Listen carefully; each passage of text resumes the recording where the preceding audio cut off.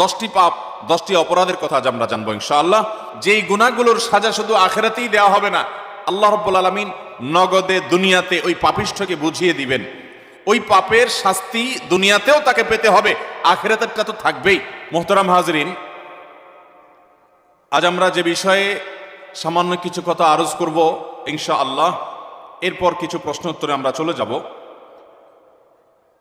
আল্লাহ রাব্বুল আলামিন তার আনুগত্য এবং তার নির্দেশ মানার মধ্যে বিশ্ব মানবতার মুক্তি এবং শান্তির ব্যবস্থা রেখেছেন। আর আল্লাহর নির্দেশ লঙ্ঘন, আল্লাহর নিষেধাজ্ঞা লঙ্ঘন, আল্লাহ রাব্বুল আলামিনের পথ নির্দেশকে যারা অ্যাভয়েড করে চলে তাদের জন্য রয়েছে দুনিয়াতে শাস্তি, আখিরাতে কঠোর শাস্তি। আমরা অনেক সময় দুনিয়াতে পাপিষ্ঠ, অপরাধী, গুনাহগার এবং আল্লাহর অবাধ্যদেরকে বাহ্যত দেখি তারা সুখে আছে, তাদের দিনকাল ভালোই চলছে। বরং অনেক সময় দেখা যায় আল্লাহর হুকুম মোতাবেক যারা চলে, আল্লাহর আদেশ নিষেধ মেনে যারা চলে, তাদের জীবনে কিছুটা গ্লানি, পেরেশানি, টেনশন এগুলো থাকে। এবং এই বিষয়টি নবী করিম সাল্লাল্লাহু আলাইহি সাল্লামের বিভিন্ন হাদিস দ্বারাও প্রমাণিত। তিনি বলেছেন, আশাদ্দুন নাসি বালাআন আল আম্বিয়া সুম্মাল আমসাল ফাল আমসাল। মানুষের মধ্যে সবচাইতে বেশি বিপদগ্রস্ত, বিপর্যস্ত, পেরেশানি এবং নানা গ্লানি তাদেরকে স্পর্শ করে যারা, তারা হলেন আল্লাহর নবীগণ, রাসূলগণ। এরপর নবী রাসূলদের সাথে যাদের যত মিল হবে আদর্শের দিক থেকে, আমলের দিক থেকে, বিশ্বাসের দিক থেকে, তাদের জীবনে তত বাধা, তত বিপত্তি, তত সমস্যা, তত পেরেশানি আসবে। এটা নবী সাল্লাল্লাহু আলাইহি সাল্লাম আগে থেকে ভবিষ্যৎবাণী করেছেন ওহীর আলোকে। কিন্তু এরপরও আমরা যাদেরকে আল্লাহর অপরাধী, আল্লাহর হুকুমের নাফরমানকারী অথচ সুখী দেখি, এই মানুষগুলোকে আমরা সুখে দেখি, শান্তিতে দেখি, এটা একটা বাহ্যিক রূপ মাত্র। এই মানুষগুলোর ভেতরকার অশান্তি, তাদের সাময়িক শান্তির পর চূড়ান্ত অশান্তি এবং তাদের দুঃখের অনেক অধ্যায় সম্পর্কে আমাদের বেশিরভাগ মানুষেরই জানা নেই। এই জন্য দুনিয়ার জিন্দিগির বড় একটা ফিতনা, একটা বড় পরীক্ষার জায়গা, বিভ্রান্তির জায়গা এটা, যে কই ভালো হক হালালি চললে তো কষ্টে থাকা লাগে, খারাপ পথে চললে তো অনেকে ভালোই থাকে দেখি। এই ভালোর পেছনের খারাপটা, এই ভালোর পরের খারাপটা আমরা বেশিরভাগ মানুষ আঁচ করি না। অথচ আল্লাহ রাব্বুল আলামিন কোরআনে হাকিমের বিভিন্ন জায়গায় ইমানদার নারী পুরুষ যারা নেক আমল করবে, আল্লাহর প্রতি বিশ্বাস রাখবে, আল্লাহ তাআলা তাদের জন্য হায়াতে তাইয়্যিবাহ বা পবিত্র জীবনের ওয়াদা করেছেন। ফারানুহিয়ান্নাহু হায়াতান তাইয়্যিবাহ, আল্লাহ ওয়াদা করেছেন যে আল্লাহর প্রতি ঈমান আনবে, যে নেক আমল করবে, আল্লাহ তাআলা তাদেরকে পবিত্র জীবন দান করবেন। মোহতারাম হাজরিন, এই পবিত্র জীবন, এই পবিত্র জীবনের শান্তি এবং সুখ, এটা বাইরে থেকে অনেক সময় উপলব্ধি করা যায় না, বোঝা যায় না। আল্লাহ রাব্বুল আলামিন সেই প্রকৃত সুখ, প্রকৃত প্রশান্তি, আল্লাহর নেয়ামত দিয়ে আমাদের সবাইকে ধন্য করুন। মোহতারাম হাজরিন, প্রতিটা অপরাধ, প্রতিটা পাপ, এটা করার পর বান্দা যদি তওবা করে ফিরে না আসে, এটার জন্য তাকে প্রায়শ্চিত্ত করতে হবে আখিরাতে, এ ব্যাপারে কোনো সন্দেহ আছে? যত গুনাহ আমরা করব, আল্লাহ কোরআনে বলেছেন, ওয়ামান ইয়ামাল মিসকালা যাররাতিন শাররান, যদি কেউ যাররা পরিমাণ কোনো খারাপ কাজ করে, যেটাকে হয়তো খুব তুচ্ছ মানুষ মনে করছে, ছোট মনে করছে, খুব সাধারণ কোনো পাপ অপরাধ মনে করছে, এমন কোনো বড় অপরাধ মনে করছে না, আল্লাহ রাব্বুল আলামিন বলেছেন ইয়ারাহু, প্রতিটা পাপ সেটা যত ছোট হোক, এটার পরিণতি তাকে ভোগ করতেই হবে, তার পরিণাম তাকে দেখতেই হবে, এর কোনো গত্যান্তর নেই। তবে যদি সে আল্লাহর কাছে তওবা করে, তওবায়ে নাসুহা করে, ইস্তেগফার করে, তার কৃতকর্মের জন্য লজ্জিত হয়ে সে সরে আসে এবং আল্লাহর কাছে মাফ চায়, তাহলে ভিন্ন কথা, আল্লাহ তাআলা তাকে মাফ করবেন। এছাড়া ছোট বড় প্রতিটা পাপের পরিণাম মানুষকে ভোগ করতে হবে আখিরাতে। মুহতারাম হাজরিন, এর মধ্যে কিছু অপরাধ আছে, কিছু পাপ আছে, কিছু গুনাহ আছে, যেই গুনাহগুলোর সাজা শুধু আখিরাতেই দেওয়া হবে না, আল্লাহ রাব্বুল আলামিন নগদে দুনিয়াতে ওই পাপিষ্ঠকে বুঝিয়ে দিবেন। ওই পাপের শাস্তি দুনিয়াতেও তাকে পেতে হবে, আখিরাতেরটা তো থাকবেই। এরকম কিছু পাপ এবং অপরাধ কোরআন এবং হাদিসে বর্ণিত হয়েছে। এরকম 10টি পাপ, 10টি অপরাধের কথা আজ আমরা জানবো ইনশাআল্লাহ। এর ভিতরে সর্বপ্রথম যেই অপরাধ করার শাস্তি শুধু আখেরাতে দেওয়া হবে না, আখেরাতের শাস্তি তো দেওয়া হবেই, দুনিয়াতেই আল্লাহ তাআলা ওই অপরাধীকে এই অপরাধের শাস্তি দিবেন, দিয়ে ছাড়বেন। এর মধ্যে প্রথম যে অপরাধের কথা বলতে চাই তা হলো মা বাবার অবাধ্যতা, মা বাবার নাফরমানি, মা বাবার সাথে বেয়াদবি করা, তাদের অসম্মান অশ্রদ্ধা করা, তাদের অধিকার নষ্ট করা, খর্ব করা। এটা এমন একটা অপরাধ, এই অপরাধের শাস্তি আল্লাহ শুধু আখেরাতে দিবেন তা নয়, ওই নরাধমকে, মা বাবার অবাধ্য এবং নাফরমান সন্তানকে আল্লাহ তাআলা দুনিয়াতে তার এই পাপের প্রায়শ্চিত্ত ভোগ করানো ছাড়া মৃত্যু দিবেন না। এ বিষয়ে মুস্তাদরাক হাকিমের বর্ণিত একটি হাদিস আছে, নবী আলাইহিস সালাম বলেছেন, বাবানি মুআজ্জালানি উকুবাতুহুমা ফিদ দুনিয়া আল বাগয়ু ওয়া উকুকুল ওয়ালিদাইন। মা বাবার নাফরমানি এর শাস্তি দুনিয়াতে নগদ দেওয়া হবে, আখিরাতটা তো আছেই। সেটা কখনো কখনো হতে পারে তার অবাধ্য সন্তানকে দিয়ে তাকে আল্লাহ তাআলা শাস্তি দিবেন, সেটা যেমন হতে পারে।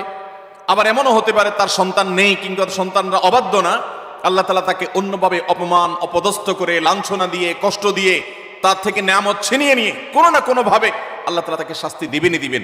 তবে হ্যাঁ, যেই কোনো অপরাধের পর যদি কোনো মানুষ আল্লাহর কাছে তওবায়ে নাসুহা করে, খাঁটি অন্তরে তওবা করে, লজ্জিত হয়, মাপ চায়, ফিরে আসে, তার কথা ভিন্ন, আল্লাহ তাআলা তাকে মাফ করবেন। কারোর যদি বাবা মা দুনিয়াতে বেঁচে থাকেন আর বাবা মার প্রতি তার কখনো অশ্রদ্ধা হয়, অসম্মান হয়, বেয়াদবি হয়, তাহলে সেটার প্রায়শ্চিত্ত হলো বাবা মার কাছে মাপ চাওয়া, চোখের পানি ফেলে দিয়ে। যতক্ষণ পর্যন্ত অন্তর থেকে তারা ক্লিয়ারেন্স না দিবেন যে ঠিক আছে তোমার ব্যাপারে আর কোনো দুঃখ আমার অন্তরে নেই, ততক্ষণ পর্যন্ত মা বাবার কাছে ক্ষমা চাইতে থাকা, এটা হলো এই অপরাধের তওবা।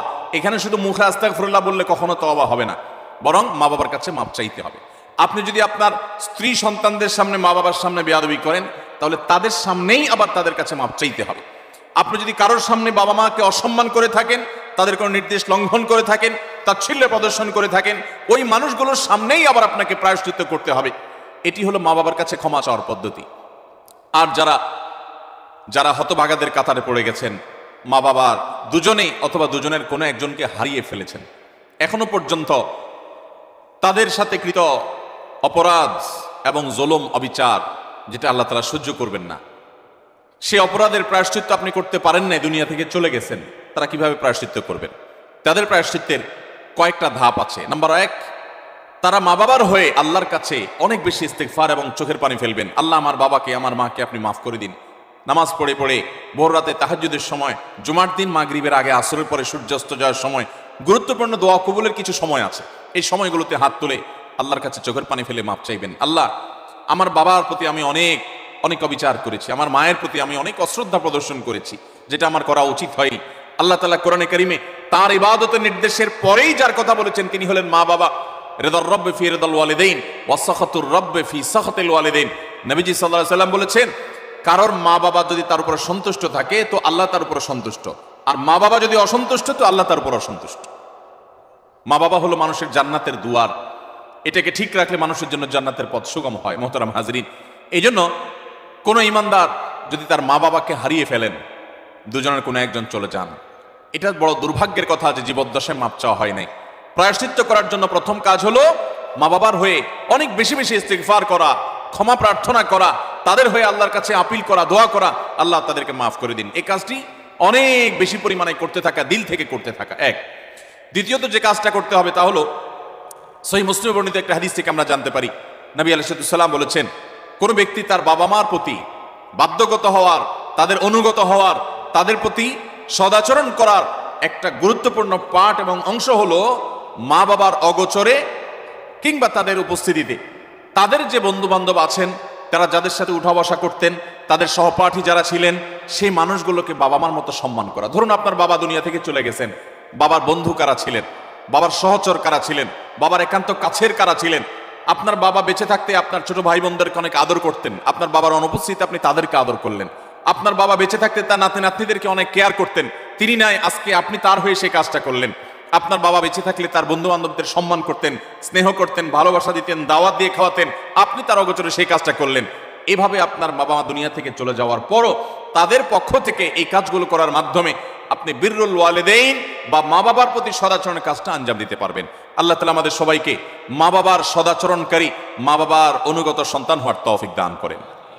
নবী আলাইহিস সালাম, বিভিন্ন নবী রাসূলগণ কোরআনে কারিমে তাদের বিবরণ এসেছে, তাদের সম্পর্কে আল্লাহ রাব্বুল আলামিন এই সার্টিফিকেট দিয়েছেন। তারা কখনো কখনো আল্লাহর কাছে দোয়া করেছেন যেন তারা মা বাবার প্রতি সদাচরণকারী হন। এটা খুব সহজ বিষয় না। অনেক বদমেজাজ সন্তান আছে, অনেক কুলাঙ্গার সন্তান আছে যে বাবা মার প্রতি তারা অশ্রদ্ধা প্রদর্শন করে। বাবা মা ত্রুটি করতে পারে, বিচ্ছুতি করতে পারে, তারাও যদি অন্যায় করে সন্তানের প্রতি তাদেরও বিচার হবে, কিন্তু সন্তান হিসেবে আপনার চেষ্টা থাকবে বাবা মার সামনে কখনো অশ্রদ্ধা হয়, অসম্মান এমন কোনো কাজ না করা। আব্দুল ইবনে আব্বাস রাদিয়াল্লাহু তাআলা বলেছেন, তুমি তোমার বাবা মায়ের সামনে যদি জামা ঝাড়া দাও, কাপড় ঝাড়া দাও, ধুলাবালি সরাও, বাবা মার সামনে এই কাপড় নাটা, এটাও বাবা মার সামনে বেয়াদবির শামিল।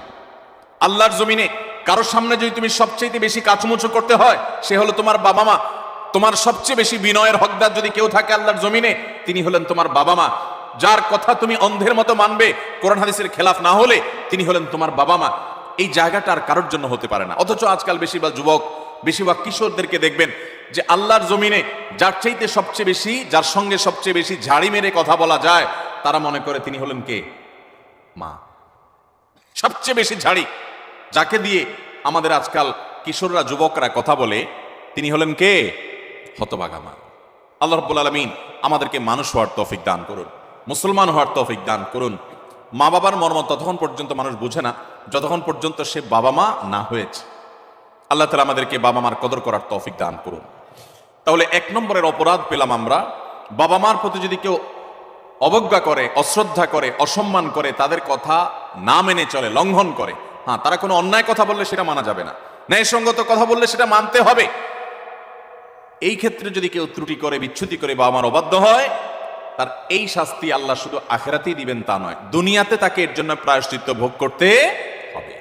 তবে যদি সে মাপ চেয়ে এটাকে সুরাহা করে ফেলে এবং এটা ক্ষমা চেয়ে নেয়, তাহলে আল্লাহ তাআলা আশা করা যায় মাফ করবেন। নাম্বার 2, কারোর প্রতি জুলুম, কারোর প্রতি অবিচার, গায়ের জোর খাটানো, মাস্তানি গুন্ডামি করা, প্রভাব প্রতিপত্তি দেখানো, যে কাউকে দুর্বল পেয়ে তার উপরে চড়াও হওয়া, কাউকে ঠেকিয়ে ঠকিয়ে নিজের কাজ সিদ্ধ করা, এই মানুষের প্রতি জুলুম, অবিচার, এটার শাস্তি আল্লাহ তাআলা দুনিয়াতে দেন।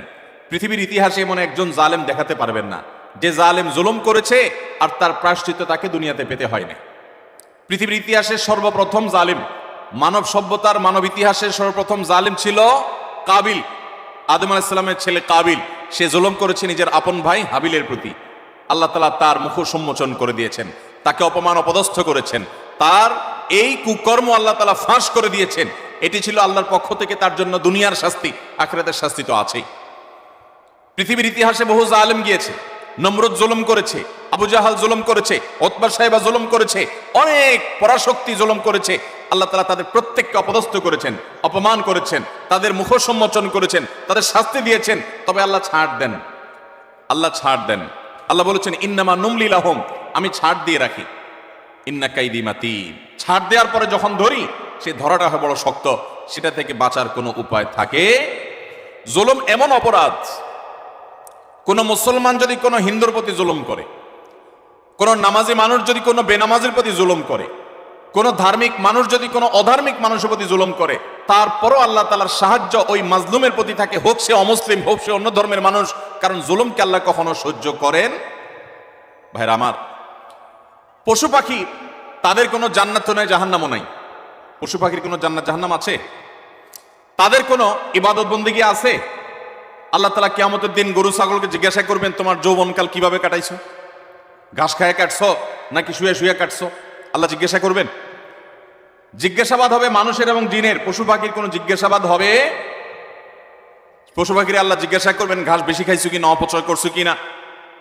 তোমার মালিক তোমাকে ঘাস খাইতে দিছে, অর্ধেক খাইছে আর অর্ধেক ফালাইছো, অপচয় করছো, জবাব দাও। এরকম কোনো কথা আছে হাদিস কোরআনে? নাই। তাদের কোনো বিচার নেই। কিন্তু জুলুম এমন অপরাধ, পশু পাখি পর্যন্ত একজন আরেকজনের প্রতি জুলুম করে।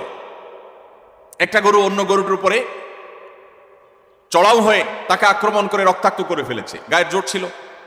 একটা ছাগল শিং ছিল, আর একটা শিং ছিল না, যা শিং ছিল সে শিং দিয়ে গুতগুতি করে অন্য আরেকটা ছাগলকে আহত করেছে, আঘাতপ্রাপ্ত করেছে। একটা মোরগ অন্য মোরগের প্রতি অবিচার করেছে। নবী করিম সাল্লাল্লাহু আলাইহি সাল্লামের সুস্পষ্ট হাদিস পাওয়া যায়, কিয়ামতের ময়দানে এই পশুগুলোকে আল্লাহ তাআলা মাটি হওয়া থেকে আবার পুনরায় সৃষ্টি করবেন। এবং দুনিয়াতে যে যার প্রতি অবিচার করেছে সেই অবিচারের বিচার আল্লাহ করবেন, যে এখন তুমি যে দুর্বল ছিল সে সবল যে তার প্রতি জুলুম করেছে তার প্রায়শ্চিত্ত স্বরূপ তাকে সে গুঁতো মারবে এবং এর শাস্তি পাবে। এরপর আল্লাহ বলবেন কুনু তুরাবা, তোমরা আবার মাটি হয়ে যাও, আবার তারা মাটির সাথে মিশে যাবে। অর্থাৎ তাদের কোনো বিচার নেই। কিন্তু পশু পাখিও যদি একে অন্যের প্রতি জুলুম করে আল্লাহ রাব্বুল ইজ্জত তার বিচার কিয়ামতের ময়দানে করবেন। তাহলে মানুষের জুলুম এটা কত জঘন্য হতে পারে, কত ভয়াবহ হতে পারে। কোরআনে কারিমে আল্লাহ তাআলা বলেছেন ওমা রাব্বুকা বিযাল্লামিল লিল আবিদ, তোমার রব আল্লাহ তিনি বান্দার প্রতি কোনো জুলুম করেন না। আল্লাহ হাদিসে কুদসিতে বলেছেন ইন্নী হাররামতু যুলমা আলা নাফসি, আমি আল্লাহ বলেছেন তিনি আল্লাহ, তিনি তার নিজের প্রতি নিজে জুলুমকে হারাম করে দিয়েছেন। আল্লাহর উপরে কোনো হালাল হারাম করার কেউ আছে? হালাল হারাম করবে তো তিনি, যিনি মহান সৃষ্টিকর্তা, তিনি নিজেই সৃষ্টিকর্তা, তাকে আবার হালাল হারাম বাতাবে কে? তার জন্য কোনো বিধিনিষেধ তো থাকার কথা নয়, কিন্তু তিনি নিজের প্রতি নিজে এটা আরোপ করেছেন যে আমি জুলুমকে আমার উপরে হারাম করে দিয়েছি। আজ সমাজের চতুর্দিকে তাকালে দেখবেন এই ভয়াবহ অপরাধ। আমরা অনেকে নামাজ কালাম পড়ছি, মুখে হয়তো দাড়িও আছে, আমি হয়তো নিজেকে মুসলমান দাবিও করছি, আমি হয়তো তাসবিহ তিলাওয়াতও করছি, অথচ আমি একজন রিকশাওয়ালাকে দুর্বল পেয়ে জুলুম করছি, আমি হয়তো অধীনস্থ কর্মচারীকে দুর্বল পেয়ে জুলুম করছি, আমি হয়তো আমার চাইতে আরেকজন একটু কম ক্ষমতা সম্পন্ন তাকে পেয়ে আমি চড়াও হচ্ছি, আমি হয়তো আমার মালিক অনুপস্থিত আছে এই দুর্বলতা আমি তার সম্পদের প্রতি জুলুম করছি, তার কাজ ফাঁকি দিয়ে জুলুম করছি। এভাবে চতুর্দিকে দেখবেন জুলুমের এক মহোৎসব চলছে। আল্লাহ রাব্বুল আলামিন কোরআনে কারিমে পরিষ্কারভাবে জানিয়েছেন যে জুলুম যদি কেউ করে, এই জুলুম চুল পরিমাণও যদি করা হয় এর বিচার আল্লাহ তাআলা করবেন। আখিরাতে শুধু বিচার হবে তা নয়, আমরা যে হাদিসটি আবু দাউদ এবং তিরমিজিতে পাই সেই হাদিসে নবী সাল্লাল্লাহু আলাইহি ওয়াসাল্লাম বলেছেন মা মিন যামবিন আজদারু আই ইউআজ্জিলাল্লাহু লিসাহিবিহি আল উকুবা ফিদ দুনিয়া মা মা ইয়াদখিরুহু ফিল আখিরাহ মিসলাল বাগয়ি ওয়া কাতিআতির রাহ। জুলুম এবং অবিচার যদি কেউ করে তো এর শাস্তি আখিরাতে যা আল্লাহ রেখেছেন তা তো হবেই, দুনিয়াতে নগদ শাস্তি ভোগ করা ছাড়া মানুষ পা নাড়াতে পারবে না। একজন জালিম দেখাতে পারবেন না যে জালিম জুলুম করতে করতে হাসতে হাসতে দুনিয়া থেকে চলে গেছে, তার ভেতরে ত্রাস সৃষ্টি হয়েছে, কোনো না কোনো ভাবে আল্লাহ তাআলা তার জীবনটাকে জীবন্ত জাহান্নাম করেছেন, অথবা অপমান অপদস্থ করেছেন, বা ভেতরে ভেতরে শাস্তি দিয়েছেন। এই শাস্তি ভোগ করা ছাড়া কোনো জালিম যেতে পারে না। এই জন্য ভাইরা আমার, কারোর প্রতি যদি জুলুম হয়, বিশেষ করে আমাদের তরুণ বন্ধুদেরকে আমরা বলি যে কয়েকজন বন্ধু যখন একসাথ হন শরীরের মধ্যে একটা ভাবসাব চলে আসে। কয়েকজন কলেজে পড়ুয়া বন্ধু, আজকাল কলেজে পড়া লাগে না, এখন কিশোর গ্যাং বাইর হইছে, পুস্কে পুস্কে 4-5 জন একসাথে হয়ে গেলেই মাস্তান হয়ে যায়, ঠিক না ঠিক? 4-5 জন একসাথে হলে শরীরে একটা ভাবসাব চলে আসে। একা একা যদি চায়ের দোকানে যান তো আস্তে করে খুব নরম সুরে বলেন মামু এক কাপ চা দেন। আর যখন 4-5 জন 6-7 জন একসাথে যান তো শরীরে ভাব চলে আসে। একবারে বেশি 2বার যদি ডাকা লাগে ওই টি বয়কে, ওই কর্মচারী বেচারাকে, তখন তার দিকে তেড়ে যান, শক্ত কথা বলেন, জোরে আওয়াজ করেন, ভাবখানা এমন যে আপনি কি হুনুরু হয়ে গেছেন। গাড়িতে উঠেছেন, বাসে উঠেছেন, কয়েকজন মিলে উঠেছেন, তো মনে হচ্ছে যে কিছু একটা বাসে উঠে গেছে, কোনো একটা হাইওয়ান জন্তু উঠে গেছে, এরকম একটা ভাবচক্কর, ঠিক না ঠিক? ভাইরা আমার, কয়েকজন মিলে শক্ত আছেন, একজন রিকশাওয়ালা হয়তো 10 টাকার জায়গায় 15 টাকা চাইছে, 1 টাকাও দিলেন না, পুরো টাকা না দিয়ে চলে গেছেন, বেচারা ফেল করে চেয়ে আছে, কিছু বলার ক্ষমতা নাই। মনে রাখবেন এর সবগুলো আল্লাহর খাতায় লেখা হচ্ছে। একটি পাপ এমন নাই, একটি জুলুম নাই যে জুলুম আল্লাহর খাতায় লেখা হচ্ছে না। নবী করিম সাল্লাল্লাহু আলাইহি ওয়াসাল্লাম সেজন্য বলেছেন সেদিন আসার আগে নিজেদের এই সকল মামলাগুলোকে নিষ্পত্তি করে ফেলো, মানুষের অধিকারগুলো দিয়ে ফেলো, যাদের প্রতি জুলুম করেছ মাপ চেয়ে সেগুলোকে ক্ষমা চেয়ে সবগুলোকে চূড়ান্তভাবে নিষ্পত্তি করে ফেলো। যেদিন এগুলোর বিচার যখন আল্লাহ শুরু করবেন তখন কাউকে ছাড় দিবেন না। নবী সাল্লাল্লাহু আলাইহি ওয়াসাল্লাম বলেছেন আতাদরুনা মানিল মুফলিস, তোমরা কি জানো সবচেয়ে বড় ভিখারিকে, অভাবীকে? সাহাবীরা বলেছেন আল মুফলিসু ফিনা মান লা দিনারা ওয়ালা দিরহামা, হে আল্লাহর রাসূল আমাদের মধ্যে যার টাকা পয়সা নাই সেই তো অভাবী, আমরা জানি। নবীজি সাল্লাল্লাহু আলাইহি ওয়াসাল্লাম বলেছেন আরে সে অভাবী, আসল অভাবী না। আসল অভাবীর পরিচয় তাহলে শোনো, একটা লোক দুনিয়াতে অনেক কোরআন তেলাওয়াত করেছে, অনেক তাসবিহ জপেছে, অনেক হজ উমরা করেছে, অনেক বেশি ইবাদত বন্দেগী করেছে, অনেক নফল নামাজ পড়েছে, নফল রোজা রেখেছে, অনেক দান সাদেকা করেছে, অনেক ভালো কথা মানুষকে শুনিয়েছে, অনেক মাহফিলে সে গিয়েছে, অনেক ভালো কাজে সহযোগিতা করেছে, হাজী সাহেব গাজী সাহেব হয়েছে, সবই ঠিক আছে। কিন্তু এত বিশাল পরিমাণ আমলের পাহাড় নিয়ে আল্লাহর কাছে তিনি হাজির হয়েছেন, তার আশা এত আমল করে আসছি জান্নাত আমার ঠেকাবে কে? কিন্তু দেখা গেল দুনিয়াতে তার জীবদ্দশায়, কৈশোর বয়সে, যৌবনে, প্রাপ্ত বয়স্কে, বৃদ্ধ বয়স্কে, বিভিন্ন পর্যায়ে এসে সে কখনো কাউর প্রতি অত্যাচার করেছে, অবিচার করেছে, কাউকে ঘাড় ধাক্কা দিয়েছে, কাউকে একটা ঘুষি দিয়েছে, কাউকে একটা গালি দিয়েছে, কাউর প্রতি অবিচার করেছে, কারোর প্রতি জুলুম করেছে, কখনো কাজের বুয়ার প্রতি করেছে, কখনো ড্রাইভারের প্রতি করেছে, কখনো অধীনস্থের প্রতি করেছে, কখনো আপন ভাইয়ের প্রতি করেছে, কখনো আপন বোনের প্রতি করেছে, কখনো নিজের স্ত্রীর প্রতি করেছে, কখনো হয়তো সন্তানের প্রতি করেছে, নানামুখী মানুষের প্রতি জুলুম করেছে। এই জুলুমগুলোর যাদের প্রতি করা হয়েছে, কিয়ামতের ময়দানে এই লোক যখন আমলের পাহাড় নিয়ে জান্নাতে যাওয়ার জন্য মুছে তাও দিবে, সমস্ত পাওনাদার হাজির হয়ে আল্লাহর কাছে বলবে, আল্লাহ, এই ব্যক্তি যে আজ জান্নাতে যাওয়ার জন্য প্রস্তুতি গ্রহণ করছে, এই লোক সে আমাদের অধিকার নষ্ট করেছে, আমাকে একটি আঘাত করেছে, আমি দুর্বল ছিলাম, হয়তো রিকশাওয়ালা, কিছু বলতে পারি নাই। আপনি তো আহকামুল হাকিমিন, আজ বিচার দিবসেতে বিচার হবে, দুনিয়াতে আমি বিচার পাই নাই, আজকে আমি বিচার চাই। আল্লাহ তাআলা তখন ওই ব্যক্তিকে আল্লাহ রাব্বুল আলামিন তখন বলবেন, এখন বিচার হলো, তুমি যে আমলের পাহাড় নিয়ে এসেছো সেখান থেকে কিছু আমল সওয়াব তাকে দিয়ে দাও, কিছু সওয়াব তাকে দিয়ে দাও, তোমার কাজের প্রায়শ্চিত্ত হবে। তাকে আল্লাহ তাআলা বিদায় করবেন, নিষ্পত্তি করবেন, আরেকজন হাজির। এভাবে একে একে যত পাওনাদার তার কাছে হবে, সমস্ত পাওনাদারদের পাওনা দিতে দিতে তার আমল যা নিয়ে এসেছে এ আমলের সকল সওয়াব ফুরিয়ে যাবে, শেষ। কিন্তু পাওনাদার তখনও আছে। এবার পাওনাদারদের পাওনা নিষ্পত্তি করবার জন্য আল্লাহ তাআলা পাওনাদারদের পাপের বোঝা তার মাথায় একটু একটু করে, তার অপরাধের অনুপাত হারে আল্লাহ তাআলা দিতে দিতে পাপের বোঝা মাথায় নিয়ে, আমল তো সওয়াব তো এর আগেই শেষ পাওনাদারকে দিয়ে, এবার পাওনাদারদের পাপে জাহান্নামে নিক্ষিপ্ত হবে। নবী সাল্লাল্লাহু আলাইহি সাল্লাম বলেছেন, ওই লোকের মতো ভিখারি, তার মতো অসহায়, তার মতো অভাবী, তার মতো কপাল পোড়া আল্লাহর জমিনে আর কেউ হবে না। সেই অভাব যেন আমাদের না হয়। এজন্য ভাইরা আমার, দুনিয়ার জীবনে আমার কারোর প্রতি যেন কোনো জুলুম না হয়, কোনো অবিচার না হয়, গায়ের জোর যেন আমি না দেখাই। আল্লাহ যেন আমাকে মনুষ্যত্ব এটা যেন আমার মধ্যে অর্জন করতে পারে। বিশেষ করে তরুণ এবং কিশোর বন্ধুরা, বয়সের কিছু পাগলামো আছে, বয়সের কারণে শরীরে কিছু গরম ভাব আসে, খবরদার। কারোর প্রতি যদি কখনো রাগ করেও ফেলেন, অবিচার করেও ফেলেন, শয়তানের প্ররোচনায় পড়ে, সাথে সাথে তার কাছে মাপ চেয়ে নেবেন, নিষ্পত্তি করে ফেলবেন, এটা রেখে দিবেন না। কারণ আল্লাহর খাতায় প্রত্যেকটা অপরাধ লিপিবদ্ধ হবে। এটা তো আখিরাতের কথা।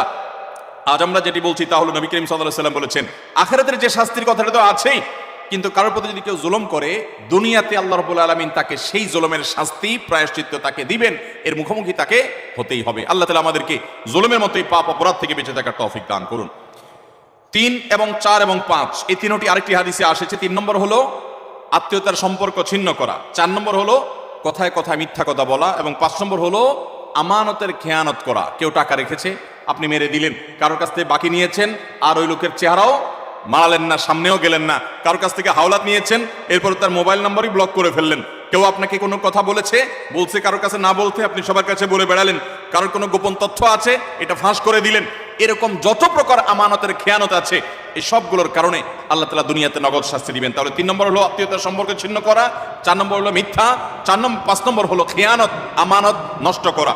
এই কয়েকটা পয়েন্ট একসাথে তাবরানীতে বর্ণিত হয়েছে। নবী সাল্লাল্লাহু আলাইহি ওয়াসাল্লাম বলেছেন যে কয়েকটা অপরাধ আছে, এগুলোর শাস্তি আখিরাতে হওয়ার পাশাপাশি দুনিয়াতে হওয়াটা অধিকতর উপযুক্ত হবেই হবে, এর কোনো বিকল্প নাই, ব্যত্যয় নাই। আল্লাহ তাআলা এটি করবেনই। তার ভিতরে একটা হলো আত্মীয়তার সম্পর্ক ছিন্ন করা। অনেক মানুষ আছেন, নিজের আপন ভাইয়ের সাথে সম্পর্ক ভালো নাই, বোনের সাথে সম্পর্ক ভালো নাই, কোনো যুক্তি খাটবে না। আপনার ভাই খারাপ, এই যুক্তি দিবেন, বোন খারাপ, সে যুক্তি দিবেন, এই যুক্তি খাটবে না। সে খারাপ, আপনি তো খারাপ হবেন না, আপনাকে তো ভালো হতে হবে। আপনি নিজে থেকে তার প্রতি সদাচরণ করার চেষ্টা করবেন, আপনি তার সাথে নিজে থেকে উইলিংলি মিশতে যাবেন, তার কল্যাণ চাইবেন, তার জন্য দোয়া করবেন। হ্যাঁ, তার সাথে মিশতে গেলে সে ক্ষতি করে, সে মামলা মোকদ্দমা করে, সে শত্রুতা করে, তাহলে ভিন্ন কথা, আপনি জান বাঁচানোর জন্য দূরে থাকতে পারবেন। কিন্তু আত্মীয়তার সম্পর্ক রক্ষা করা সুন্নত না নফল? আত্মীয়তার সম্পর্ক রক্ষা করা কি নফল কাজ না সুন্নত কাজ? ফরজ। 5 ওয়াক্ত নামাজ পড়া যেরকম ফরজ, রমজানের রোজা রাখা যেরকম ফরজ, আত্মীয়তার সম্পর্ক রক্ষা করাটাও কি? অনেক মুসলমান এটা জানেন না। আপনার ভাই বোন, তার সাথে আপনার সুসম্পর্ক বজায় রাখতে হবে। আত্মীয়ের তালিকায় রক্ত সম্পর্কীয় যাদের সাথে আপনার ব্লাডের কানেকশন আছে, এই রক্ত সম্পর্কীয় আত্মীয়দের মধ্যে সবচাইতে অবহেলিত আত্মীয়ের নাম হলো ফুফু। সবচাইতে অবহেলিত আত্মীয়ের নাম কি? ফুফু। কজন বলতে পারবেন যে ফুফুর সাথে নিয়মিত যোগাযোগ করেন, যাদের ফুফু আছে? কজন যোগাযোগ বলতে পারবেন? অল্প কয়েকটা হাত উঠছে। বেশিরভাগ মানুষ ফুফুদের সাথে কোনো সুসম্পর্ক নাই। হ্যাঁ, কোনো কোনো ক্ষেত্রে ফুফুরাও অমানুষের মতো ভাতিজার প্রতি, ভাতিজিদের প্রতি আচরণ করে, আছে কিছু বিচ্ছিন্ন ঘটনা, কিন্তু তারপরও ভাতিজা হিসাবে আপনার চেষ্টা থাকবে যে আমার বাবার বোন, আমাদের শরীরের রক্ত একই রক্ত, অতএব তার প্রতি আমার অধিকার, তার প্রতি আমার কর্তব্য আছে, তার প্রতি আমার দায়িত্ব আছে। সে দায়িত্ববোধ থেকে অন্তত সুসম্পর্ক বজায় রাখা, খোঁজ খবর নেওয়া। আজকাল মোবাইলের যুগে খোঁজখবর নেওয়া খুব সহজ, কিন্তু মুশকিল হলো সোশ্যাল মিডিয়া নামে যে সমস্ত নেটওয়ার্ক, যে সমস্ত অ্যাপ, যে সমস্ত সুযোগ সুবিধা আমাদের কাছে আসছে আজ, এগুলো আমাদের সবচেয়ে বেশি আনসোশ্যাল করে দিয়েছে। এই সোশ্যাল মিডিয়া আমাদের এক একজনের 5,000 করে বন্ধু তালিকায় আছে, অনেকের এই 5,000 ফুল। 5,000 বন্ধুর হক আদায় করতে করতে নিজের রক্ত সম্পর্কে আত্মীয়দের সাথে 6 মাস একবার ফোনে কথা বলার টাইমও আমরা পাই না, ঠিক কিনা বলেন ভাইরা আমার? আপনার এই ফেক বন্ধু, কাগুজে বন্ধু, ফেসবুকীয় বন্ধু, কোরআন এবং হাদিসের আলোকে এদের কোনো হক আপনার কাছে সে অর্থে, অথচ বন্ধু আপনার পোস্টে লাইক মারছে, আপনি পাল্টা লাইক না মানলে বন্ধু নাখোশ হয়ে যায়, এই জন্য ঘুরে ঘুরে তার ওয়ালে গিয়া লাইক মারা লাগে। বন্ধু আপনার পোস্টে কমেন্ট করছে, আপনি কমেন্ট না করলে, রিপ্লাই না দিলে সে নাখোশ হয়ে জন্য রিপ্লাই দেওয়া লাগে, মেসেঞ্জারে নক করছে রিপ্লাই দেওয়া লাগে। এই 5,000 এই সমস্ত কাগুজে বন্ধু আর ফেসবুকীয় বন্ধুর হক আদায় করতে গিয়ে আসল আপন যারা, তাদেরকে আজকাল আমরা ভুলে গেছি। আল্লাহ তাআলা আমাদেরকে আত্মীয় স্বজনের হক আদায় করার তৌফিক দান করুন। আপনি আপনার রক্ত সম্পর্কীয় আত্মীয়দের সাথে খোঁজখবর রাখতে হবে। আপনার খালা আপনার রক্ত সম্পর্কীয় আত্মীয়, আপনার মামা আপনার রক্ত সম্পর্কীয় আত্মীয়, আপনার চাচা আপনার রক্ত সম্পর্কীয় আত্মীয়। আমাদের সমাজে দেখবেন যে চাচা এবং ফুফু, তাদের সাথে একসাথে থাকার কারণে, জমি জমার ব্যাপার স্যাপার থাকার কারণে অনেক সময় বুঝের অমিল হয়, গন্ডগোল হয়, মামলা কন্দম পর্যন্ত জড়ায়, মনোমালিন্য হয়, কিন্তু তারপরও দিন শেষে তারা আপনার রক্ত সম্পর্কীয় আত্মীয়। আপনি একজন মুসলমান হিসেবে তাদের সাথে সম্পর্ক ছিন্ন কখনো করতে পারবেন না, কোনো যুক্তিতে না। হ্যাঁ, সে আপনার ক্ষতি করছে, বাধ্য হয়ে আপনি ছিন্ন করতে হচ্ছে বা দূরে থাকতে হচ্ছে, ভিন্ন কথা।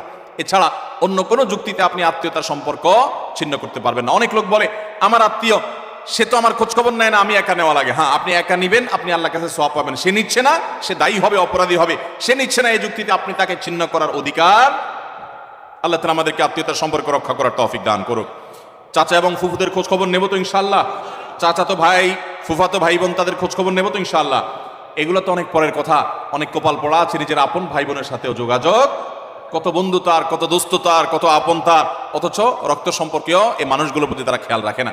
নবী করিম সাল্লাল্লাহু আলাইহি ওয়াসাল্লাম বলেছেন, আল্লাহ রাব্বুল আলামিন হাদিসে কুদসিতে বলেছেন যে যে ব্যক্তি আত্মীয়তার সম্পর্ককে রক্ষা করবে, সংযুক্ত করবে, তাদের সাথে কানেক্টেড থাকবে, আল্লাহ তাআলা ওই ব্যক্তির সাথে কানেক্টেড থাকবেন।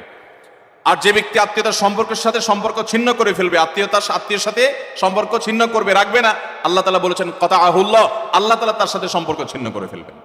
এবং লা ইয়াদখুলুল জান্নাতা কাতি, আত্মীয়তার সম্পর্ক ছিন্নকারী জান্নাতে প্রবেশ করবে। কোন যুক্তিতে আত্মীয়তার সম্পর্ক আপনি ছিন্ন করতে পারেন না। রাগ করে 3 দিন অভিমান করতে পারেন, এর বেশি না। আল্লাহ আমাদেরকে এই অপরাধটি থেকে বেঁচে থাকার তৌফিক দান করুন। আত্মীয়তার সম্পর্ক রক্ষা করলে ওই ব্যক্তিকে আল্লাহ তাআলা দুনিয়াতে নগদ শাস্তি দিয়ে থাকেন, আখিরাতের শাস্তির পাশাপাশি। আর 4 নম্বর হলো মিথ্যা, কথায় কথায় মিথ্যা, সবার সাথে মিথ্যা, তার জীবনটা মিথ্যার উপরে। এই মিথ্যাবাদীদের উপর আল্লাহ বলেছেন যে লানাতুল্লাহি আলাল কাযিবিন, আল্লাহর লানত, আল্লাহর অভিশাপ এবং আল্লাহর গজব নাজিল হয় মিথ্যাবাদীদের উপরে। এজন্য ঈমানদার কখনো কথায় কথায় মিথ্যা বলতে পারে। 5 নম্বর হলো খেয়ানত, যেটা বললাম যে আমানতের খেয়ানত, অর্থের দিক থেকে খেয়ানত, কথার দিক থেকে খেয়ানত, বিভিন্ন দিক থেকে খেয়ানত। আপনি কারোর কোনো কিছু নকল করলেন। ফেসবুকে আজকাল যে খেয়ানত হয় সেটা হলো একজনের লেখা কপি করে এনে আপনার ওয়ালে সুন্দর করে পোস্ট করে দিলেন, সবাই আপনাকে বাহবা দিল, ভাই মাশাআল্লাহ আপনি তো সুন্দর লেখেন, দেখা যায় আসলে আপনি এটা চুরি করে আনছেন আরেকজনেরটা। এটা হলো খেয়ানত, এটা হলো আমানতের। এখন আজকাল তো বই পুস্তকেই হয় ডাইরেক্ট, অথচ এই খেয়ানত ফেসবুকেও পোলাপান করতে এখন বড় বড় শিক্ষাবিদরা বই পুস্তকেই এই আকাম করছেন। অতএব এই সমস্ত খেয়ানত, এটা কোনো মুসলমানের চরিত্র হতে পারে। মুসলমান কখনো এই 2 নাম্বারই করবে। অতএব আমানত আমরা রক্ষা করব তো ইনশাআল্লাহ। নবী সাল্লাল্লাহু আলাইহি ওয়াসাল্লাম বলেছেন ইযা হাদ্দাসা আর-রাজুলু ফালতাফাতা ফাহিয়া আমানা, তোমার সাথে কেউ কথা বলেছে, কথা বলার পর সে সেখান থেকে সরে গেছে, সাথে সাথে ওই কথাটা তোমার কাছে আল্লাহর পক্ষ থেকে আমানত হয়ে গেছে। এই আমানত রক্ষা করার চেষ্টা করব তো ইনশাআল্লাহ। আপনার কাছে কেউ একান্তে কোনো কথা বলেছে, আপনার কাছে হোয়াটসঅ্যাপে একটা মেসেজ পাঠাইছে, কয়দিন পরপরই দেখবেন ফেসবুকে প্রায় সময় দেখবেন যে স্ক্রিনশট আউট হয়ে গেছে, হয় কি হয় না? স্ক্রিনশট কি হয়ে গেছে?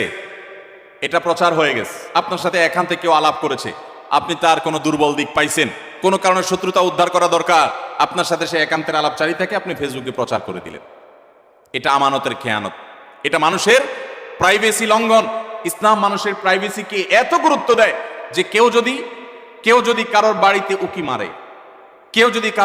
উকি মারে, এবং দেখার চেষ্টা করে তার ব্যক্তিগত সময়কার উঠা বসা, কাজ কাম, অ্যাক্টিভিটিস, নবী আলাইহিস সালাম বলেছেন এটা এমন জঘন্য অপরাধ যে এই লোকের চোখ উফড়ে ফেলার মতো অপরাধ সে করেছে।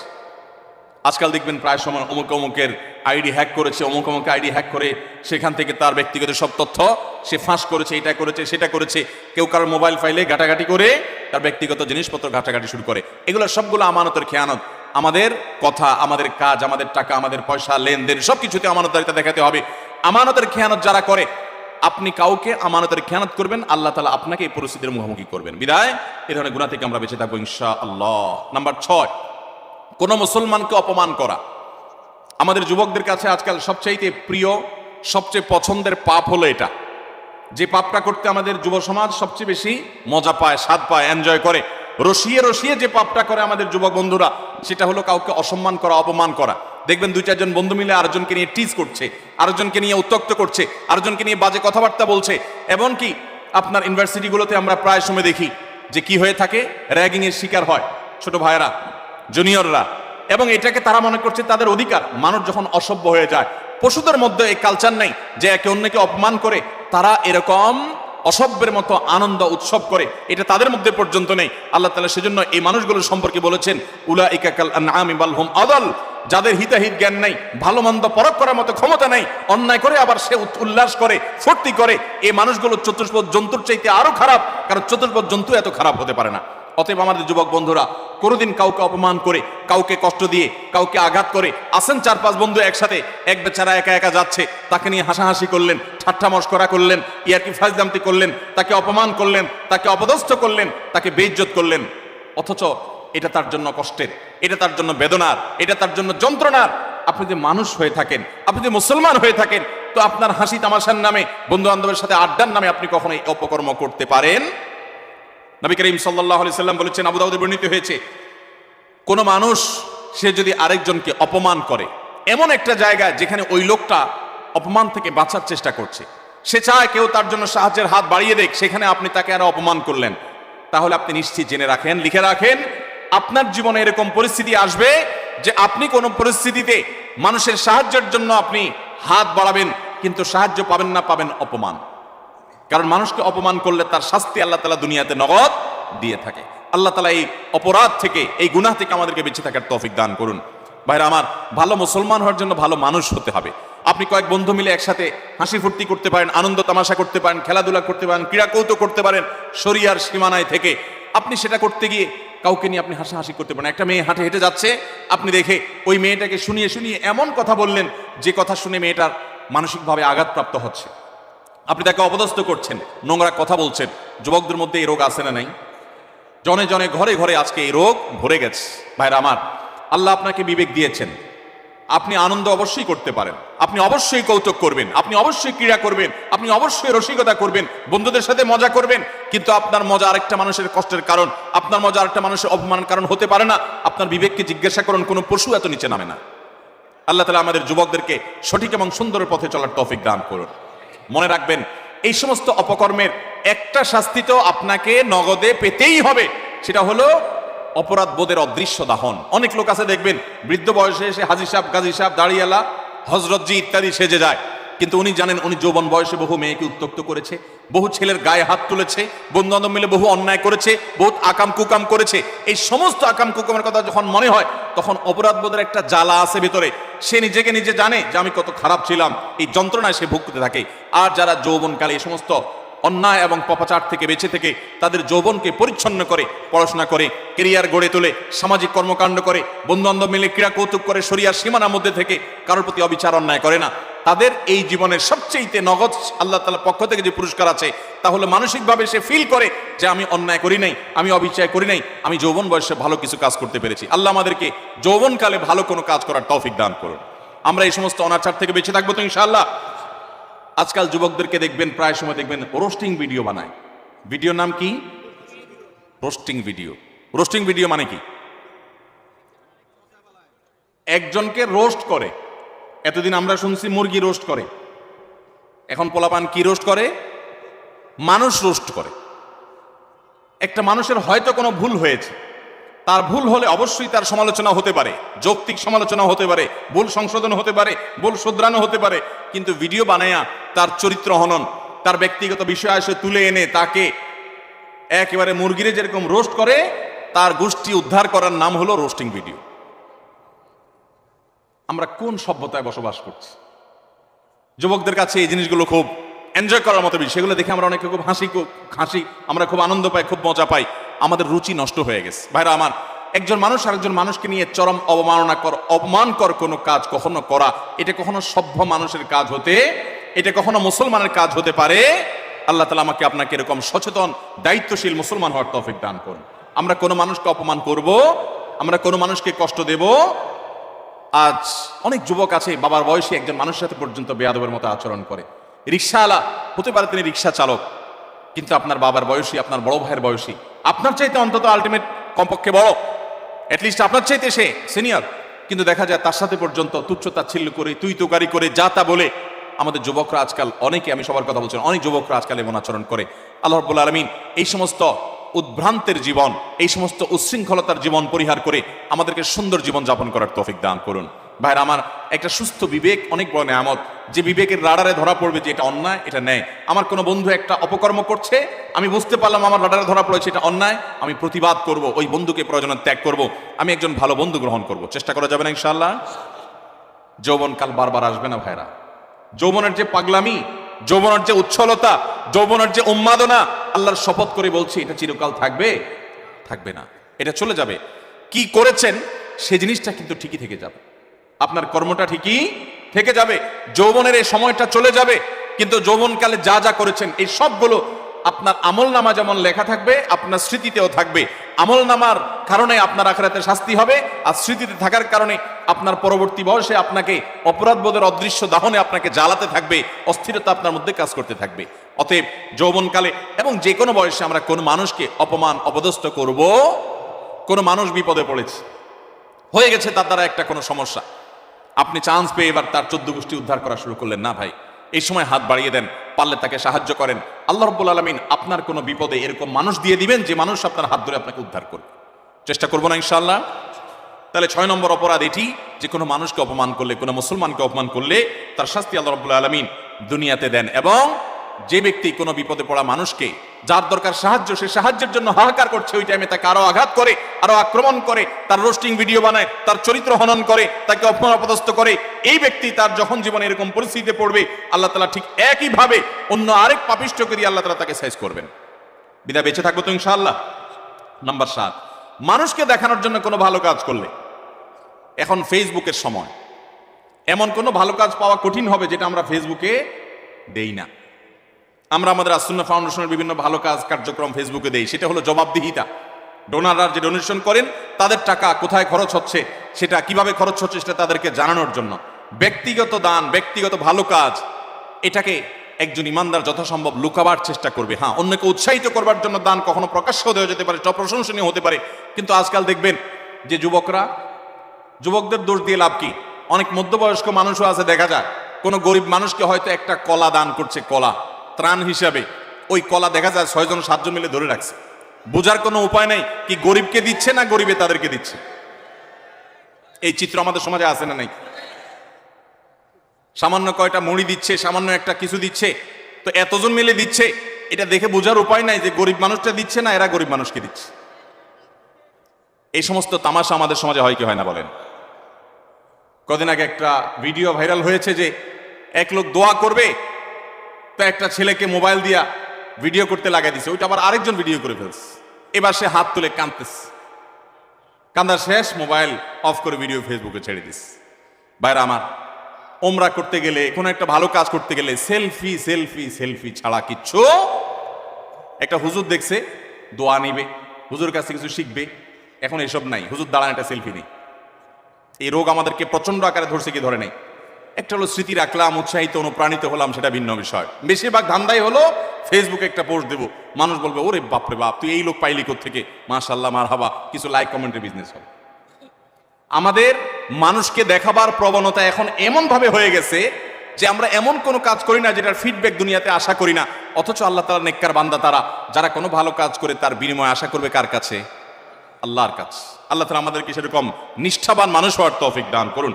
নবী আলাইহিস সালাম বলেছেন মুসনাদ আহমদের হাদিসে, মান সাম্মা আন-নাস বিআমালিহি সাম্মা আল্লাহু বিহি।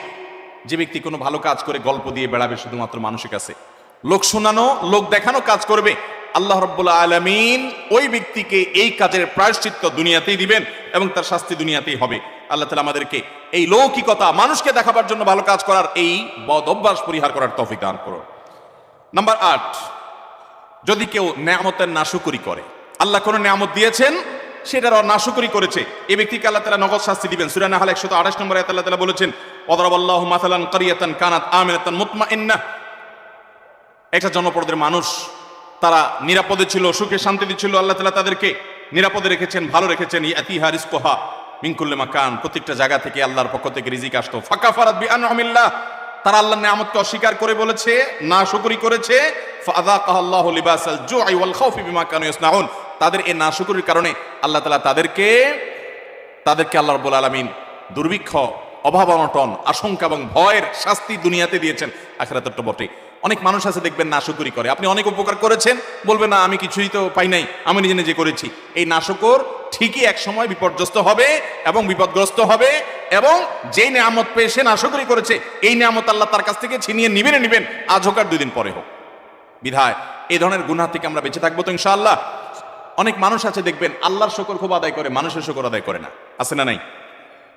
অনেক লোক আছে এই ঢাকা শহরে আসার সময় লঞ্চের ভাড়া, বাসের ভাড়াটাও ছিল না, ঝুলে ঝুলে চলে আসছে। এরপর আল্লাহ তাআলা তাকে এমন সম্পদ দেওয়া দিচ্ছেন, যেভাবেই হোক সে এমন সম্পদ কামাইছে, 2-4টা বাড়ির মালিকও হয়ে গেছে, আছে না না এরকম অনেক মানুষ। কিন্তু ঘন ঘন দেখবেন আল্লাহর শুকর আদায় করে যে আল্লাহ আমাকে সব দিছে। ঠিক আছে, আল্লাহই তো দিছে, কিন্তু আল্লাহর কিছু বান্দাদের ভূমিকা ছিল কি ছিল না, তাদের নাম মুখে নিতে রাজি না, নিলে তো ছোট হয়ে যাবে, আছে না না এরকম চরিত্রের মানুষ। কোনো অর্জন হলে সব ক্রেডিট আল্লাহরে দেয়, এটা ভালো, কিন্তু আল্লাহকে শুধু দিলে হবে না। কোনো বান্দা যদি আপনাকে উপকার করে, আপনাকে এই পর্যন্ত আসতে সহযোগিতা করে, তো তার কৃতজ্ঞতাও আপনাকে আদায় করতে। নবী আলাইহিস সালাম বলছেন, মাল্লাম ইয়াশকুরিন নাস লাম ইয়াশকুরিল্লাহ, যে মানুষের কৃতজ্ঞতা আদায় করে না, অকৃতজ্ঞ হয়, সে আল্লাহর প্রতি অকৃতজ্ঞ, সে আল্লাহর কৃতজ্ঞতা আদায় করার কোনো মূল্য হতে। বিধায় মানুষের কৃতজ্ঞতা আদায় করবো তো ইনশাআল্লাহ। যে যতটুকু আমার উপকার করেছে, যার দ্বারা যতটুকু অর্জিত হয়েছে, এটাকে অকপটে স্বীকার করার মতো মানসিকতা থাকতে হবে। ইমানদার কখনো অকৃতজ্ঞ, নাশকর হতে পারে, এ নাশকরির শাস্তি আল্লাহ তাআলা দুনিয়াতে দিয়ে থাকেন। ঠিক একইভাবে 9 নম্বরে যে অপরাধ, তা হলো ব্যবসায় ফাঁকি দেওয়া। এমন ব্যবসায়ী এখন পাওয়া সোনার হরিণ হয়ে গেছে, যেই ব্যবসায়ী সত্য কথা বলে, 2 নম্বরই কথা বলে না, চিটারি বাটপারি করে না। আপনি ঢাকা শহরের কোন দোকানে, কোন মার্কেটে যাবেন, আল্লাহর কিছু নেককার বান্দা আছে সেটা হাতে গোনা, বেশিরভাগ দোকানে যাবেন 100 টাকা কেনা ভাই, আল্লাহর কিরা, রাসূলের কিরা ভাই, যদিও রাসূলের কিরা হয় না, শিরক, এরকম নানা কিরা বলে, নানা কসম করে বলবে 100 টাকা কিনা, এরপরে মুলামুলি করার পর দেখা যায় 50 টাকা দিয়ে দিস, আছে না নাই? গতকালকে চট্টগ্রামের মাহফিলে একজন একটা প্রশ্ন লিখে দিস, বলে ভাই দোকানে মিথ্যা কথা বলতে বলতে অনেক সময় দেখা যায় একটা কাস্টমারের সাথে সত্য বলবো নিয়ত করছি, তবুও মুখ দিয়ে মিথ্যাটাই চলে আসে। নিজের বউ দোকানে গেছে, যা জিজ্ঞেস করছে তোমার এটা কত কিনা পড়ছে, ওইটাও বলে আল্লাহর কিরা এত টাকা, মিথ্যা কথা। পরে বলে ও সরি থুকু, তুমি তো কাস্টমার না, ঘরের বউ। মিথ্যা বলতে বলতে অনেক দোকানদার আছে, এটা বিল্ট ইন হয়ে গেছে, অভ্যাসটা এমন হয়ে গেছে, এটা তার শরীরের, এটা তার অঙ্গের, এটা তার অস্তিত্বের সাথে মিশে গেছে। ঠিক না ঠিক ভাইরা আমার? কয় টাকা কামাই করবেন মিথ্যা কথা বলে? মিথ্যা কথা বলে যে টাকা কামাই করবেন, এগুলো দুনিয়া থেকে নিয়ে যেতে পারবেন? কাফনের কাপড়ের পকেট আছে? পকেটও নাই, নিয়ে যেতেও পারবেন? যাদের জন্য মিথ্যা কথা বলছেন, ছেলে সন্তান, স্ত্রী, পরিবারের লোকজন, আপনি দুনিয়া থেকে যাওয়ার পর কিয়ামতের ময়দানে যখন ফেরেশতারা মুগুর দেওয়ার জন্য ধরবে, যখন শাস্তি শুরু হওয়ার পরিকল্পনা হবে, তখন আপনার ছেলে মেয়েরা যায় বলবে, আল্লাহ আমার আব্বাকে কিছু বলিয়েন না, উনি যত 2 নম্বরে চিটারি বাটপারি করে ঢাকা শহরে বাড়ি গাড়ি করছে, এগুলো সব আমাদের জন্য করছে, ওনার একার জন্য করে নাই, অতএব শাস্তি আমাদেরকে দেন, ওনাকে ছেড়ে দেন। বলবে? আল্লাহ কোরআনে উল্টাটা বলেছেন, ইয়াউমা ইয়াফিরুল মারউ মিন আখি ওয়া উম্মিহি ওয়া আবি ওয়া সাহিবাতিহি ওয়া বানি। সেদিন মানুষ বাপকে দেখে সন্তান আরেক দিকে পালাবে, যে বাপ দেখা হলে যদি আমাকে আটকায়, যে তোদের জন্য অনেক কিছু করছি, আজকে আমি ফাঁসে গেছি। স্বামীকে দেখে স্ত্রী, স্ত্রী দেখে স্বামী পালাবে, বন্ধুকে দেখে বন্ধু পালাবে। লিকুল্লি ইমরিম মিনহুম ইয়াউমা ইযিন শাআনু ইউগনি, সবাই ইয়া নফসি করতে থাকবে। ভাইরা আমার, আল্লাহর জমিনে তার চাইতে বড় নির্বোধ কে হতে পারে, যে চুরি করে যাদের জন্য, ওই লোকগুলো তার চুরির কোনো দায় বহন করবে, আরাম করে ভোগ করবে ছেলে মেয়েরা, অথচ আপনি তার পাপের প্রায়শ্চিত্ত ভোগ করবেন। তাহলে আপনি কেন দোকানদারি করতে গিয়ে কাস্টমার সাথে মিথ্যা কথা বলবেন? আপনি সত্য কথা বলেন, কেনা বেচা আপনার কম হবে, ব্যবসা একটু কম হবে, আয় ইনকাম একটু কম হবে। মনে রাখবেন, এর বিনিময়ে শান্তিটা আল্লাহ তাআলা দুনিয়াতেও দিবেন, আখিরাতেও দিবেন। চেষ্টা করবো তো ইনশাআল্লাহ। ভাইরা আমার, ওজনে কম দেওয়া, দোকানদারি, ব্যবসা বাণিজ্যের মধ্যে মিথ্যা, প্রতারণা, আজ গোটা দুনিয়া দাঁড়িয়ে আছে মিথ্যার উপরে। সারা ঢাকা শহরের যত বিজনেস আছে ম্যাক্সিমাম বিজনেসই দেখবেন, বিশেষ করে খুচরা পর্যায়ে ম্যাক্সিমাম বিজনেস দাঁড়িয়ে আছে মিথ্যার উপরে। ফল দোকানে যাবেন, উপর দিয়ে সব সুন্দর করে সাজা রাখছে বড় বড় গুলা, নিচ দিয়ে সব ছোট ছোট গুড়া গুড়া আছে না নাই? পোকা কাগুলো সব সরা রাখছে, উপর দিয়ে ভালোগুলো দিয়ে রাখছে। নবী করিম সাল্লাল্লাহু আলাইহি সাল্লাম একবার বাজারে গেলেন, গিয়ে দেখলেন যে এক লোক গমের স্তূপ নিয়ে বসে আছে, গম বিক্রি করছে। নবী করিম সাল্লাল্লাহু আলাইহি সাল্লাম ফিল্ড ভিজিটে গেলেন, সরাসরি মদিনা রাষ্ট্রনায়ক তিনি গিয়ে সোজা হাত ঢুকিয়ে দিলেন গমের ভিতরে, স্তূপের ভিতরে। সন্দেহ হলো তার, দেখলেন যে ভিতরে সব ভিজা গম, এটা ওজনে ভারী হবে আর শুকনাগুলো ওজনে কম হবে, পরিমাণে বেশি হবে সেখানে, তো ভিজাটার দাম কম হবে। ভদ্রলোক ভিজাগুলো নিচে, উপরে দিয়ে শুকনাগুলো দিয়ে বিক্রি করছে। নবী করিম সাল্লাল্লাহু আলাইহি সাল্লাম বললেন, এই চিটারি কেন করলে তুমি তো একই দামে বিক্রি করছো, অথচ তোমার ভেতরে ভিজা গম। তখন তিনি বললেন, হে আল্লাহ রাসূল, বৃষ্টিতে ভিজে গেছে, আমি কি করবো, যেন উপরে দিয়ে এগুলো দিয়ে দিচ্ছি। নবী সাল্লাল্লাহু আলাইহি সাল্লাম, না, তুমি ভিজাগুলো আলাদা বিক্রি করবে, শুকনাগুলো আলাদা বিক্রি করবে, ভিজাগুলোর এক দাম হবে, শুকনাগুলোর আরেক দাম হবে। তুমি কেন এই বাটপারি এবং চিটারি করলে? মান গাসসা ফালাইসা মিন্না। মনে রাখবে, যে মানুষকে প্রতারণা করে ব্যবসা বাণিজ্যে, সে আমার উম্মত হতে পারে। আমরা প্রায় সময় যখন দেখি টেলিভিশনের স্ক্রিনে বা পত্রিকার পাতায়, দাড়ি পাকা বুড়ো মানুষ, সুন্দর চাচা বাপ চাচার মতো দেখতে, নুরানি চেহারা, মাথায় টুপি আছে, কপালে সেজদা দিতে দাগও আছে, কিন্তু উনি ধরা পড়েছে কিসে? 2 নম্বর মাল বিক্রি করতে গিয়ে। হয় কি হয় না এগুলা? আমাদের অনেক মুসলমান মনে করে ইসলাম হলো নামাজ রোজার নাম। শুধুমাত্র ভাইরা আমার, ইসলাম নামাজ রোজার নাম যেমন, ঠিক এমনি ভাবে আমার লেনদেন, কারবার, বেচা কিনা, ব্যবসা বাণিজ্য, সেখানেও সততার পরিচয় দেওয়া। অনেকে বলে, ভাই এরকম সততার পরিচয় দিতে গেলে আজকাল আর ভাত জুটবে না। ভাত জোটার দরকার নাই, চিড়া জোটক। ইমানদার কখনো নীতিতে ছাড় দিতে পারে। সততার সাথে চলবো তো ইনশাআল্লাহ। শুআইব আলাইহিস সালামের জাতি, তারা ব্যবসা বাণিজ্যে এরকম 2 নম্বরই করতো। আল্লাহর গজব তাদের উপরে নাজিল হয়েছে। এই উম্মত কিয়ামতের আগ পর্যন্ত আল্লাহর গণগজব আসবে না, ধ্বংস করবে না। নবী সাল্লাল্লাহু আলাইহি ওয়াসাল্লাম দোয়া করে গেছেন যেন এটা না আসে। কিন্তু এইরকম পাপের পাপিষ্ঠ অপরাধী খারাপ ব্যবসায়ী, তাদেরকে আল্লাহ দুনিয়াতে নগদ শাস্তি দিবেন। অন্য কোনো শাস্তি হোক আর না হোক, ওই যে ভেতরকার যে অদৃশ্য দাহন, জ্বালা, যন্ত্রণা, এটা আল্লাহ তাআলা দিবেন। অনেকে দেখবেন যে পারিবারিকভাবে অশান্তির সাগরে হাবুডুবু খাচ্ছে, কিন্তু আপনি দেখবেন উপর দিয়ে গাড়ি বাড়ি, ফিটফাট বেট, চাকচিক্যময় জীবন। আল্লাহ তাআলা আমাদেরকে এই ধরনের অপরাধ থেকে বেঁচে থাকার তৌফিক দান করুন। নাম্বার 10, যে কোনো সাধারণ কুফরি, আল্লাহর প্রতি অবিশ্বাস, পাপাচার, এগুলোর কারণে আল্লাহ তাআলা দুনিয়াতে নগদ একটা শাস্তি দেন। মিনিমাম একটা শাস্তি হয়, সেটা হলো মানসিক অশান্তি এবং ডিপ্রেশন। আপনারা প্রায় দেখবেন গোটা পৃথিবীতে সবচেয়ে বেশি আত্মহত্যা করে তারা, যারা কোনো ধর্মে বিশ্বাসী না। সবচেয়ে বেশি আত্মহত্যা করে যারা কোনো ধর্মে বিশ্বাসী। এটা আমার কথা না, এটা বিশ্ব স্বাস্থ্য সংস্থার বিভিন্ন কয়েক বছরের জরিপ মিলিয়ে রব্বি আল্লাহ নামে একটা গ্রন্থ অনেকগুলো ভাষায় অনুদিত হয়েছে রিয়াদ থেকে। এর বাংলা অনুবাদ আমি করেছিলাম। সেখানে একটা গ্রাফ তারা তুলে এনেছেন।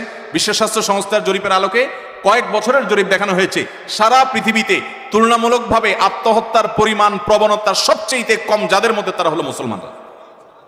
কারণ কি জানেন? মুসলমান যদি দেয়ালে পিঠ থেকে যায়, সে জানে উপরে আল্লাহ, আস্থার জায়গা থাকে, ভরসার জায়গা থাকে। আর যার আল্লাহর প্রতি বিশ্বাস না, সে বলে ও স্যাড, ব্যাড, শেষ। আফসোস করা ছাড়া তার কিছু আর থাকে। যালিকা বিআন্নাল্লাহা মাওলাল্লাযীনা আমানু ওয়া আন্নাল কাফিরিনা লা মাওলা লাহুম। আল্লাহ হলেন ঈমানদারদের অভিভাবক, আর কাফেরদের কোনো অভিভাবক থাকে। অতএব ভাইরা আমার, যে কোনো পাপের একটা নগদ শাস্তি হলো মানসিক অশান্তি, মানসিক যন্ত্রণা। আপনি দেখবেন যারা আত্মহত্যা করে মারা যায়, প্রায় সময় দেখবেন এই যে কিছুদিন আগে, গত বছর সম্ভবত, একজন প্রতিষ্ঠিত একজন নায়ক, তার শ্বশুর আত্মহত্যা করে মারা গেলেন। কিসের অভাব বলেন? টাকা আছে, পয়সা আছে, গাড়ি আছে, হ্যাঁ কিছু দেনা হয়েছেন, কিছু পেরেশানি হয়েছে, এর তো অনেক গরিব মানুষের হয়, অনেক ইমানদারেরও হয়। কিন্তু বেশিরভাগ ক্ষেত্রে দেখবেন ডিপ্রেশন, আর ডিপ্রেশন ছাড়া কিছু নাই। ঘুম আসে না, মদ খাওয়া ছাড়া ঘুম আসে না, ওষুধ খাওয়া ছাড়া ঘুম আসে না। অথচ ভোগের যত উপকরণ সব তার হাতের কাছে আছে, মদের বোতলও তার কাছে আছে, নর্তকীও তার সামনে আছে, অন্যায়, পাপাচার এবং উচ্ছলতা এটা করার যত মাধ্যম আছে সব তার হাতের কাছে আছে, কিন্তু শান্তি জিনিসটা নাই। মানসিক শান্তি জিনিসটা আল্লাহ রাব্বুল আলামিন কোরআনে কারিমে বলেছেন, আলা বিযিক্রিল্লাহি তাতমাইন্নুল, আল্লাহর জিকির, আল্লাহর আনুগত্যের মধ্যে প্রশান্তি আসে। ভাইরা আমার, সালাহাতু সঙ্গে বুদি দিল খারাস, আজ মুদে এক জামানা খাকে বাস। পাপ বহুত করেছেন, পাপে মজা আছে আমি জানি। জিনা করেছেন, মাদকের দিকে হাত বাড়িয়েছেন, অন্যায় অনাচার করেছেন, অবৈধ পথে কামাই করেছেন, অনেক টাকা পয়সা করেছেন, কিছু স্বাদ পেয়েছেন আমি জানি। আজ মোদে এক জামানা খাকে বাস। আসুন এবার একটু ভিন্ন স্বাদ আস্বাদন করি। আল্লাহর বাধ্যগত হয়ে, আল্লাহর নাফরমানি ছেড়ে দিয়ে আল্লাহর গোলামের জীবন কিছুদিন পরীক্ষামূলক করে দেখেন, এটার যে স্বাদ দুনিয়াতে ভোগের জীবনে, সেই স্বাদ কখনো পাওয়া যায়? আল্লাহ আমাদের সবাইকে আল্লাহর সমস্ত নাফরমানি থেকে বেঁচে থাকার তৌফিক দান করুন। চেষ্টা করবো তো ইনশাআল্লাহ। আমরা আবারও এক নজরে বলছি 10টি অপরাধ যেগুলোর শাস্তি আল্লাহ তাআলা দুনিয়াতে নগদ দিয়ে থাকেন। নাম্বার 1, মা বাবার অবাধ্যতা, মা বাবার নাফরমানি, তাদের সাথে বেয়াদবি, দুনিয়াতে আল্লাহ নগদ শাস্তি দেন। নাম্বার 2, কারো প্রতি জুলুম অবিচার করলে ওই জালিমকে অপমান অপদস্থ করা, তাকে আল্লাহ তাআলা তার ভিতরে ত্রাসের সৃষ্টি করা, অশান্তির সাগরে ডুবানো, নগদ শাস্তি আল্লাহ তাআলা জালিমকে দেন কারো প্রতি জুলুম করলে। নাম্বার 3, আত্মীয়তার সম্পর্ক যদি কেউ ছিন্ন করে। নাম্বার 4, কেউ যদি মিথ্যা কথায় বলে। নাম্বার 5, আমানত দেয় কিন্তু আমানতের খেয়ানত করে, এই ব্যক্তিগুলোর শাস্তি আল্লাহ তাআলা দুনিয়াতে দেন। নাম্বার 6, কাউকে অপমান করলেন, অপদস্থ করলেন, অসম্মান করলেন, কারোর ইজ্জত সম্মানে টানাটানি করলেন। আজকাল দেখা যায় ফেসবুকীয় প্রজন্ম, আমাদের ফেসবুক প্রজন্ম দেখা যায়, ইউটিউব প্রজন্ম, টুইটার প্রজন্ম এবং আপনার এই টিকটক প্রজন্ম মানুষকে নিয়ে যাহা তা করছে, এতে তার ইজ্জত যাচ্ছে, কার সম্মান যাচ্ছে, এগুলো দেখা দেখি নাই। ছবি, ব্যঙ্গ, বিকৃতি, তারপরে যে মানুষকে অপমান অপদস্থ করা, নামকে বিকৃত করা, কোনো মুসলমানে খাসলত হতে পারে না। সময় ইসলামের নামে আমরা এগুলো করছি। এগুলো যে করবে আল্লাহ তাআলা তাকে দুনিয়াতে নগদ শাস্তি দিবেন, অপমান করবেন, অপদস্থের মুখোমুখি করবেন। নাম্বার 7, মানুষকে দেখাবার জন্য ভালো কাজ করা, মানুষের কাছ থেকে বাহবা কুড়ানোর জন্য লাইক কমেন্ট কামানোর ধান্দায় ভালো কাজ করলে আল্লাহ তাআলাকে দুনিয়াতে নগদ শাস্তি দেয়। ভালো কাজ হবে আল্লাহকে খুশি করার জন্য, মানুষকে দেখানোর জন্য নয়। 8 নম্বর হলো যদি কেউ আল্লাহ রাব্বুল আলামিনের কোনো নেয়ামতকে অস্বীকার করে, নাশুকরি করে, অথবা কোনো মানুষের কৃতজ্ঞতা আদায় না করে, এই ব্যক্তিকে আল্লাহ তাআলা নগদ শাস্তি দেন, ওই নেয়ামতটা ছিনিয়ে নিয়ে যান। 9 নম্বর হলো যদি কেউ ব্যবসা বাণিজ্যে 2 নাম্বারই করে, মিথ্যা কথা বলে, কাস্টমারের সাথে, ক্লায়েন্টের সাথে প্রতারণা করে, এই ব্যক্তিকে আল্লাহ তাআলা দুনিয়াতে আযাব তার জীবনে দিয়ে থাকেন। তার সংসারে হয় অশান্তি, না হলে তার কোনো একটা দিক থেকে আল্লাহ রাব্বুল আলামিন ভয়ঙ্কর শাস্তির মুখোমুখি তাকে করে। নাম্বার 10, যেই কোনো আল্লাহর প্রতি অবাধ্যতা, আল্লাহর অবিশ্বাস, আল্লাহর নাফরমানি যারা করে, দুনিয়াতে আল্লাহ তাআলা ডিপ্রেশন, অশান্তি, কষ্ট এবং মানসিক যন্ত্রণা দিয়ে তাদেরকে শেষ করেন। তারা সুইসাইড সেন্টার খুলতে হয়, তাদের আত্মহত্যা করার জন্য জায়গা খুলতে হয়, তাদের জীবনের সুখ এবং শান্তি আল্লাহ তাআলা তুলে নিয়ে যান। আল্লাহ তাআলা আমাদের সবাইকে আল্লাহ রাব্বুল আলামিনের আনুগত্য পরিপূর্ণভাবে করার তৌফিক দান করুন। এই 10টি অপরাধ যেগুলোর শাস্তি দুনিয়াতে নগদ ভোগ করতে হয়, আল্লাহ তাআলা এগুলো থেকে আমাদের সবাইকে বেঁচে থাকার তৌফিক দান করেন। জাযাকুমুল্লাহু খায়রা ওয়া আখিরু দাওয়ানা আনিল হামদুলিল্লাহি রাব্বিল আলামিন।